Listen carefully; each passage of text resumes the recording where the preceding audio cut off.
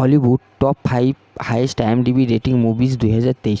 তো বন্ধুরা, আজকে আমি তোমাদের জন্য হলিউডের সবচেয়ে বেশি পছন্দ এবং IMDb রেটিং সিনেমার লিস্ট নিয়ে চলে এসেছি।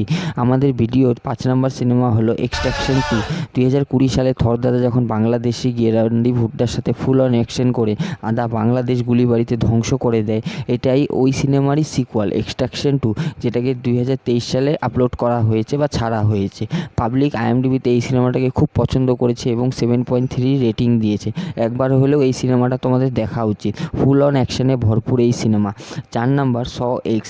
2004 সালের স ফ্র্যাঞ্চাইজির একটা 10 নাম্বার সিনেমা স এক্স, যেখানে আমাদের যে সমস্ত মানুষ কোনো ক্রাইম করে তাদের সাথে জিক্সো গেম খেলা হয়। আর এই জিক্সো গেমটি কি সেটা তোমরা সিনেমা দেখলেই বুঝতে পারবে। আর স এক্স হলো স 1-এর সিকুয়াল এবং স 2-এর প্রিকুয়াল, যাকে IMDbতে পাবলিক খুব পছন্দ করেছে এবং 7.7-এর রেটিং দিয়েছে। এর মুখ্য ভূমিকায় আমরা টবিন বেলকে দেখতে পাই, আর এই টবিন বেলই হলো জিক্সো গেমের অধ্যাপক। 3 নাম্বার জন উইক চ্যাপ্টার 4। এই সিনেমায় জন উইক সিনেমার 4 নাম্বার পার্ট এবং জন উইক চ্যাপ্টার 3 সিকুয়াল। এটা একটা গ্যাংস্টার ক্রাইম অ্যাকশনে ভরপুর সিনেমা, যেটাকে IMDbতে 8.5-এর রেটিং দিয়েছে পাবলিক। সিনেমাটা ফুল অন অ্যাকশনে ভরা, একবার হলেও তোমাদের দেখা উচিত। এখানে আমাদের কিয়ানু রিভস দাদাকে মুখ্য ভূমিকায় দেখা যায়, এটা আর কি বলতে, এটা সবাই জানে। আর ভিডিওর 2 নম্বর সিনেমা হলো বারবি।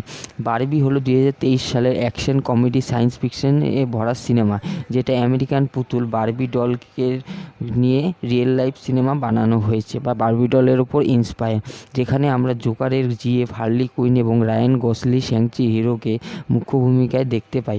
বারবিকে IMDbতে 8.0 রেটিং দিয়েছে পাবলিক। আর আমাদের ভিডিওর 1 নম্বর সিনেমা হলো মিশন ইম্পসিবল ডেড রিকনিং পার্ট 1।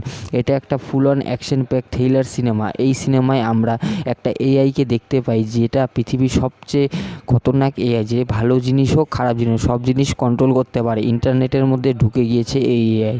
এই এআই যাতে কোনো খারাপ হাতে না যায়, এর জন্য আমাদের টম ক্রুজ দাদা উঠে পড়ে লাগে এই এআইকে নিজের কন্ট্রোলে নেওয়ার জন্য, কারণ সব দেশই এই এআইকে নিজের কন্ট্রোলে নিতে চায়।